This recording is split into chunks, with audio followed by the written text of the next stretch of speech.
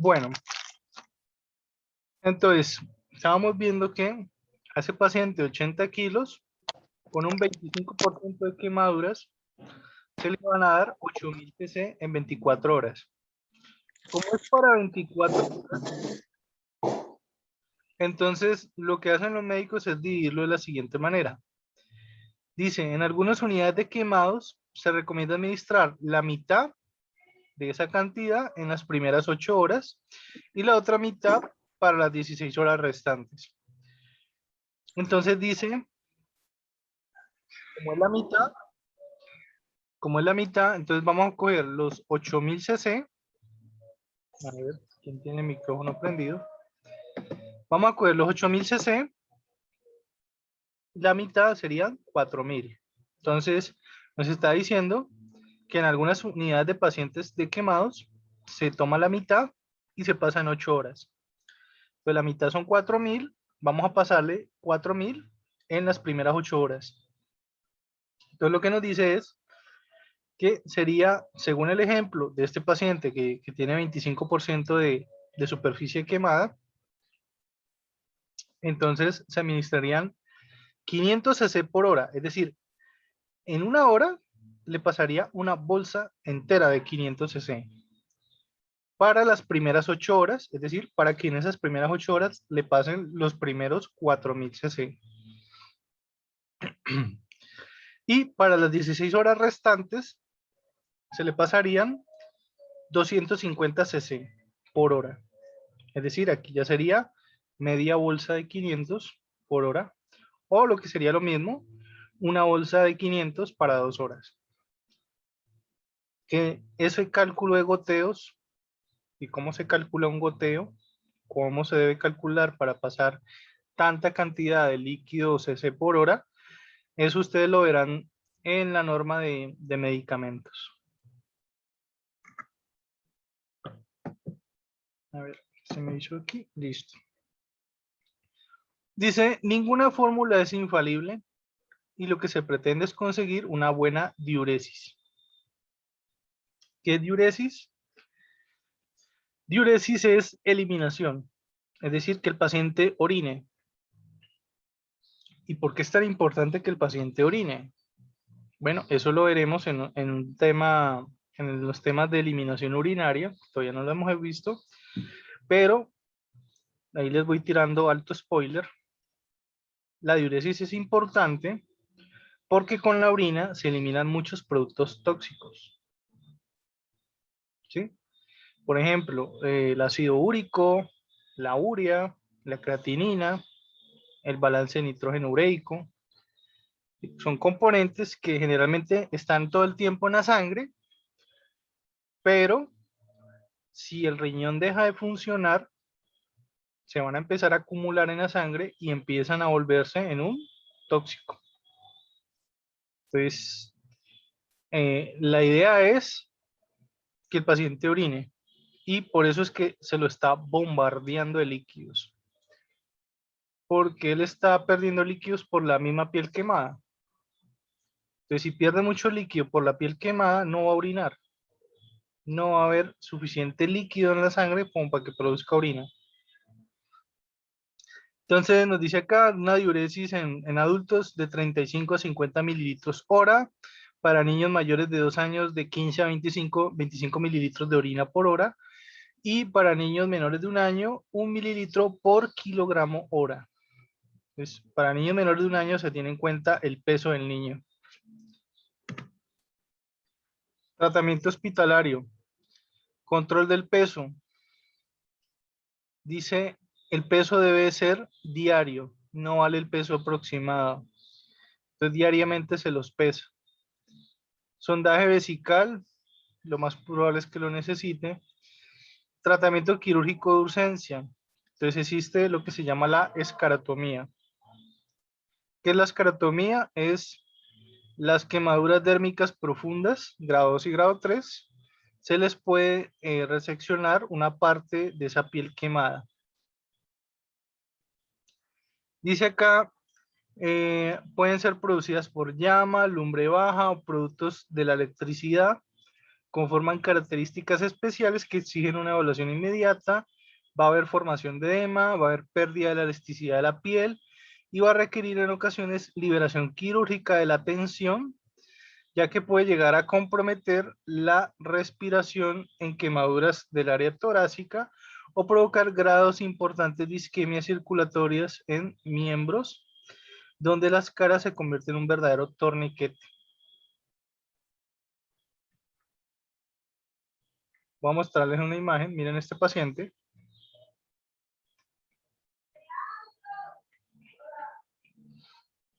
Entonces, aquí le han reseccionado la piel.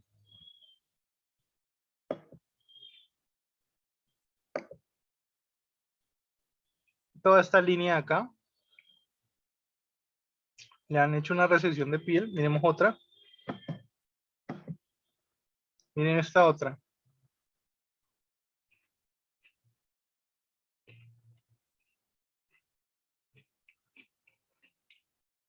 Entonces, aquí fácilmente se ve por dónde pasó el bisturí, ¿no? Entonces, volvamos a la explicación. ¿Por qué se hace esto? Ay, creo que me fui muy lejos. Entonces, si la quemadura es torácica, se hace para que la misma piel no apriete la respiración. Y en miembros dice que incluso la piel se puede volver un torniquete. ¿Se acuerdan de lo que era un torniquete? Sí, ese que poníamos para tomar una muestra de sangre venosa. Eso es un torniquete. Es algo que aprieta lo suficiente como para impedir que la circulación sanguínea circule o fluya de forma normal. ¿Ya? Esto lo que nos dice es que la piel se estira tanto, se tensiona tanto, que termina volviéndose un torniquete la misma piel. ¿Ya? Eh, entonces, por eso se le hace ese procedimiento, es para liberar presión.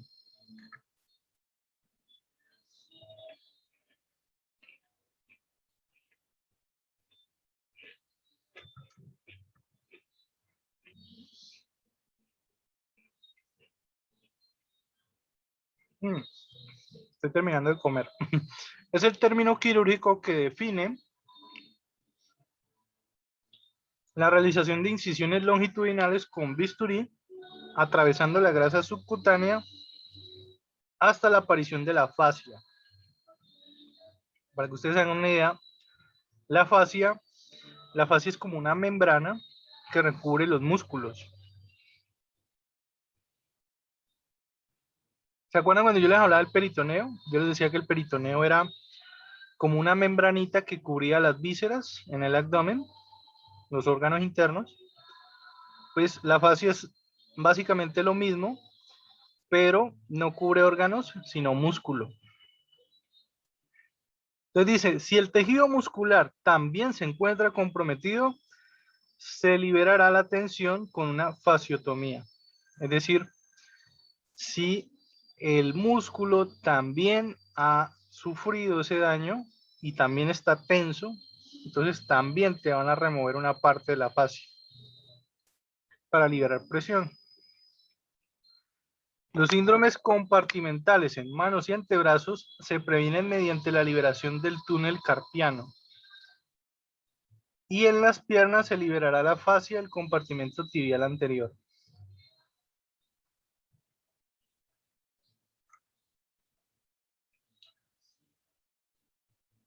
Control horario de los pulsos distales en extremidades. Dice que a veces puede ser necesario incluso un ecodoppler porque el pulso ya no se palpa. Se le debe dar al paciente profilaxis tromboembólica, es decir, para que el paciente no vaya a hacer coágulos de sangre, porque entonces puede formar un trombo grande y pues ahí sí que peor, ¿cierto? Porque recordemos que un trombo es un coágulo que viaja por la sangre y puede taponar una arteria. Entonces podríamos estar hablando después de un tromboembolismo pulmonar, una trombosis venosa profunda, bueno, muchas cosas que puede causar un trombo, ¿ya? Entonces para prevenir que no se le vayan a formar coágulos o trombos a ese paciente, se le da como medida preventiva, por eso se habla de profilaxis. Cuando ustedes vean la palabra profilaxis, se refiere a tratamiento preventivo, ¿sí? Normalmente uno escucha que la gente dice, ay, me hicieron la profilaxis. La profilaxis es cualquier procedimiento preventivo. Eso lo que pasa es que la gente normalmente asocia la palabra profilaxis a la salud dental, ¿no? La gente del común asocia que profilaxis es como la limpieza de los dientes. Pero profilaxis es cualquier medida preventiva.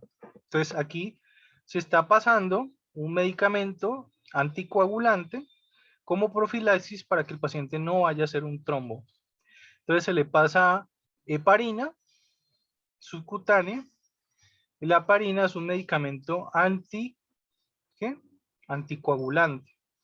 Entonces la sangre no va a coagular bien. Eso tiene sus pros y sus contras, ¿no? Porque recuerden que un paciente que está anticoagulado es un paciente que va a sangrar muchísimo.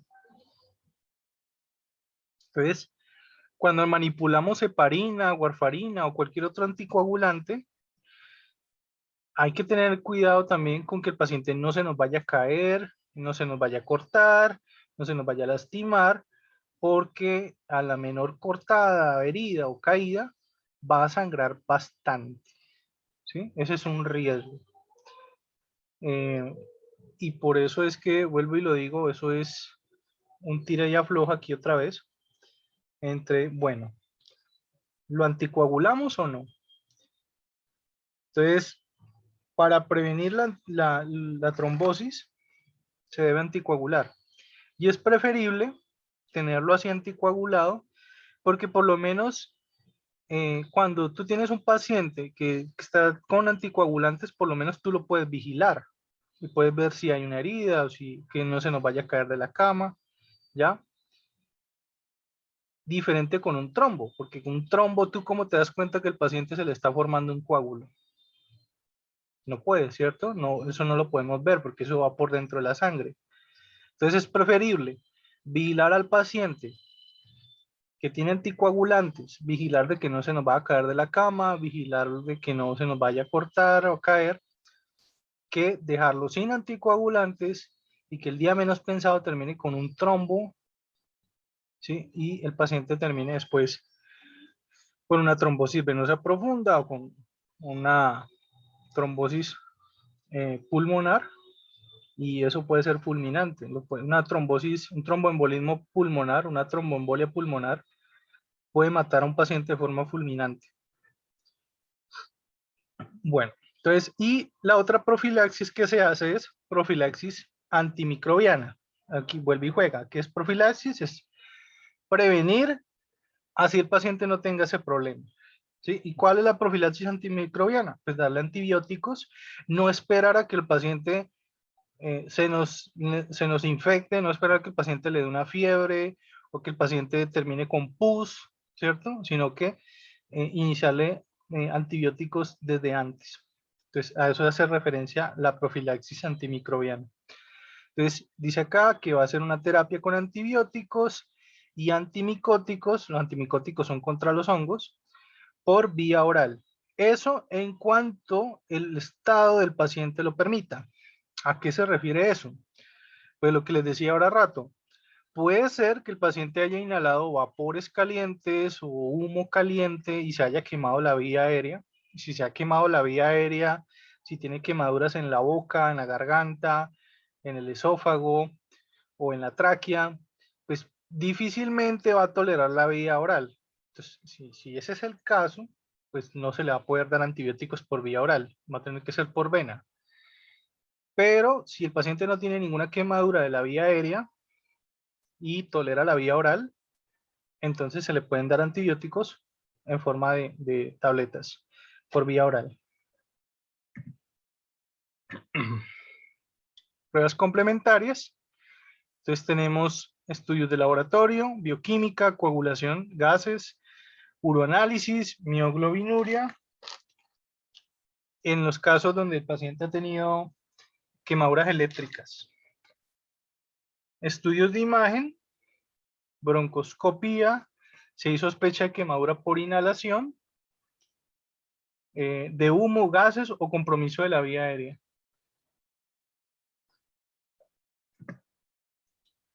Lesiones menores. Dice, afortunadamente la mayor parte de las quemaduras son menores y evolucionan favorablemente con el adecuado tratamiento y el seguimiento. No se debe aplicar pomadas, geles o ungüentos de inmediato. Bueno, este es un error que cometen muchas veces las mamás, ¿no? Que el niño se quema, inmediatamente le echan que la pomada, que la crema, incluso recuerdo tanto porque yo también lo padecí, una vez me echaron crema Colgate, es que para una quemadura.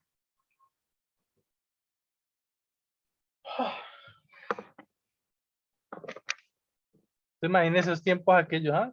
Crema Colgate en una quemadura. Entonces, no se debe usar ninguna de esas cosas. O a veces uno escucha de que hay, échele Vaporú. Vaporú. Entonces, no se debe usar eso de forma inmediata. Siempre lo recomendable es agua de la llave. Tampoco agua con hielo, ¿no? Porque hay veces que le dicen, meta la mano o meta el pie en ese balde con hielo. Y resulta que el frío también genera un estrés. Entonces, no se debe usar el agua helada, agua de llave. Si hay solución salina, se puede usar solución salina. Pero entonces nos dice que siempre de forma suave, que el chorro sea suave. O que incluso se pueden usar gasas empapadas. Entonces, bueno, eso como recomendación.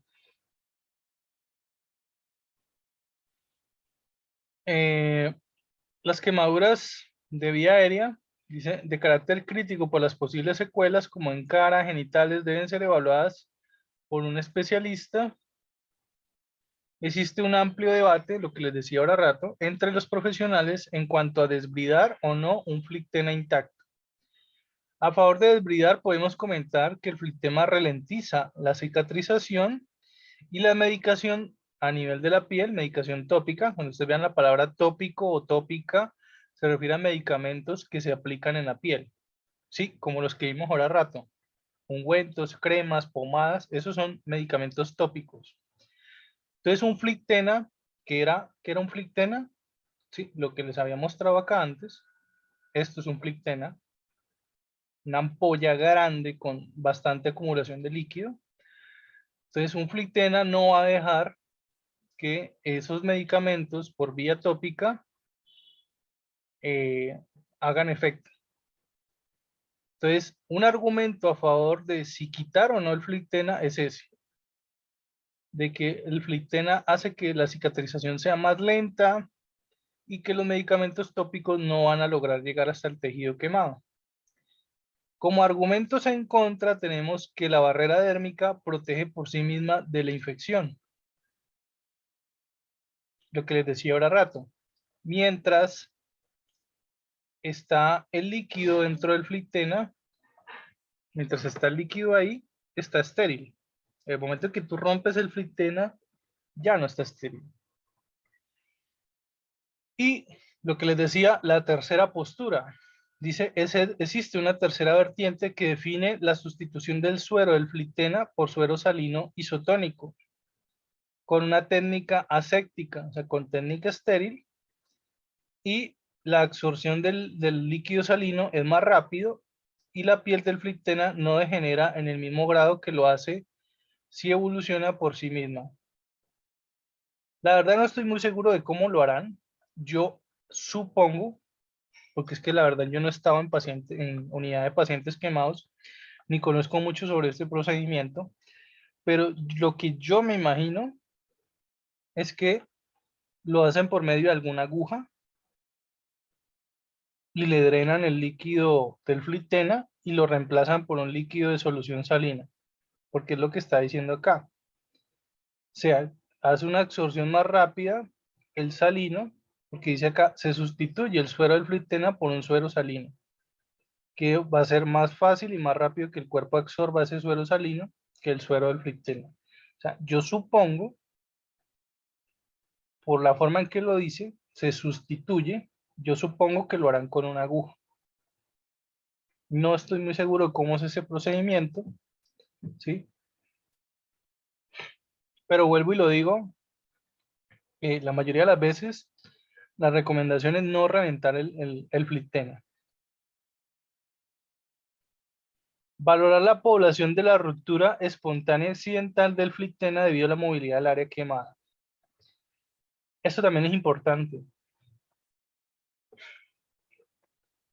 Hay veces que el flitena está en un lugar donde sí o sí en algún momento se va a romper. Entonces lo que nos está diciendo es que hay lugares donde hay flitenas, donde con el mero movimiento, el mero roce con algo, el flitena se va a romper. Entonces si el flitena está en una zona de mucho movimiento, de mucho roce, entonces miren cómo van a drenar ese flitena, porque lo más seguro es que al menor movimiento brusco se termine rompiendo.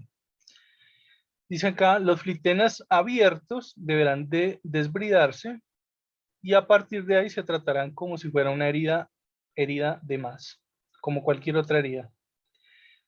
Eh, Normalmente se usa sulfadiazina al 1% y se realizan curas a diario. También es importante la inmunización antitetánica para aquellas personas que nunca se hicieron vacunar contra el tétanos. Entonces, de manera profiláctica se podría hacer también lo de la vacuna antitetánica. Los medicamentos, entonces dice acá que generalmente para el dolor se usa morfina, se puede usar hasta antiinflamatorios no esteroideos y antibióticos tópicos. Desde la morfina, bueno, aquí sí creo que debió haber sido al revés. Aquí debió haberse colocado desde antiinflamatorios no esteroideos hasta morfina. Porque si dice desde morfina, suena como que la morfina es lo más leve. Y al contrario, la morfina es lo más potente. La morfina es el medicamento que más potente es a la hora de disminuir el dolor. Porque generalmente no se usa morfina de entrada, sino que lo dejan de última opción la de la morfina. Porque la morfina y otros eh, medicamentos primos o hermanos de la morfina, esos se llaman, a ver, me acuerdo, esos se llaman medicamentos opiáceos, opioides creo que es, sí, porque hay una diferencia entre opiáceo y opioide. Los opioides, como el nombre lo dice, son derivados del opio. Esos medicamentos pues tienen las mismas características que el opio. ¿Y qué es el opio? El opio es una droga ilegal que se usaba en China hace muchos años y con eso la gente se drogaba. Entonces, la morfina viene de ahí, del opio. Entonces, el principal peligro de usar morfina es que la persona se acostumbre a la morfina y por lo tanto se vuelva adicta a la morfina. Causa adicción, como te volverías adicto a cualquier droga. Por eso es que siempre es la última opción. Por eso digo yo que está mal escrito eso desde la morfina, porque suena como si fuera lo primero, y sería más bien al contrario. Sería más bien desde antiinflamatorios esteroideos hasta morfina. Porque vuelvo y lo digo, siempre la morfina se tiende a dejar como la última opción cuando un dolor es insoportable y no hay ningún otro medicamento que logre aliviarle el dolor al paciente. ¿Ya? Entonces, generalmente la morfina la usan, por ejemplo, en pacientes que están con cáncer terminal, ¿ya? Dolores crónicos que no alivian con nada. Pues en esos casos es que incluso la mayoría de los hospitales, en vez de morfina, lo que tienen es meperidina, que es una prima de la morfina, la meperidina. Y la meperidina también produce adicción, con la diferencia de que la morfina es más potente y es más adictiva que la misma meperidina. Bueno, también dice acá con antibióticos tópicos, hace parte de los medicamentos usados con pacientes quemados. Se utiliza la silvederma y también se puede usar la povidina ayudada. Bueno, eso es yodopovidón, es decir, isodine, solución yodada. La nitrofurazona, también conocido como furacin, y la neomicina para pacientes quemados. Miren que en ningún momento mencionan la sulfaplata, ¿no? Uno diría, uy, no, ¿por qué no está la sulfaplata? Sí es verdad que el sulfato de plata es lo más usado para cicatrización de heridas de la piel, pero miren que acá en ningún momento la mencionan. Entonces, no, en las quemaduras, en pacientes quemados no se ve tanto lo de la sulfato de plata. No sé por qué, eso me queda como para averiguarlo, pero la sulfaplata generalmente se usa cuando yo necesito que el paciente cicatrice rápido, ¿sí?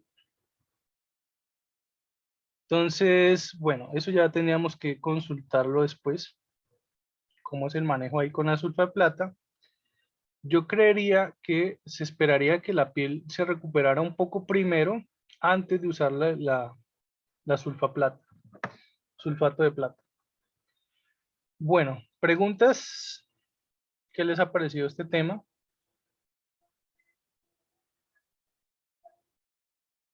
Ya aquí en lo que nos falta ver, de lo que hemos visto, nos falta ver vendajes, que, bueno, eso no los mencioné, pero hay pacientes que están quemados que sí les ponen vendaje. Generalmente los que les ponen vendaje suelen ser pacientes con quemadura grado 3. Pacientes con quemadura grado 3 sí les ponen un vendaje. ¿Para qué es el vendaje en este caso? Es para protegerlo también de, de las bacterias, del medio externo, ¿sí? Porque como tienen la piel destruida, pues pueden meterse alguna bacteria, con la contra de que a esos pacientes con esos vendajes toca, toca estarles haciendo el cambio de vendaje casi que todos los días. En algunas clínicas es todos los días, en otros es día de por medio, bueno, ya depende del protocolo ahí, pero y es bastante agotador porque pues, termina uno cansado también. Estar, ponga, quite, vuelva a poner, ¿sí? Entonces, el cuidado del paciente con quemadura grado 3 es agotador, es bastante y complejo, ¿ya? De esto entonces nos faltaría ver el tema de vendajes.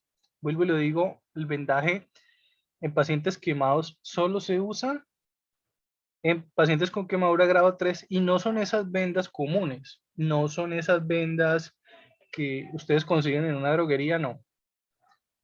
Son vendas que ustedes van a ver que son estériles, es decir, para pacientes con quemadura grado 3 son vendas estériles. Por lo tanto, requiere que uses guantes estériles, ¿ya?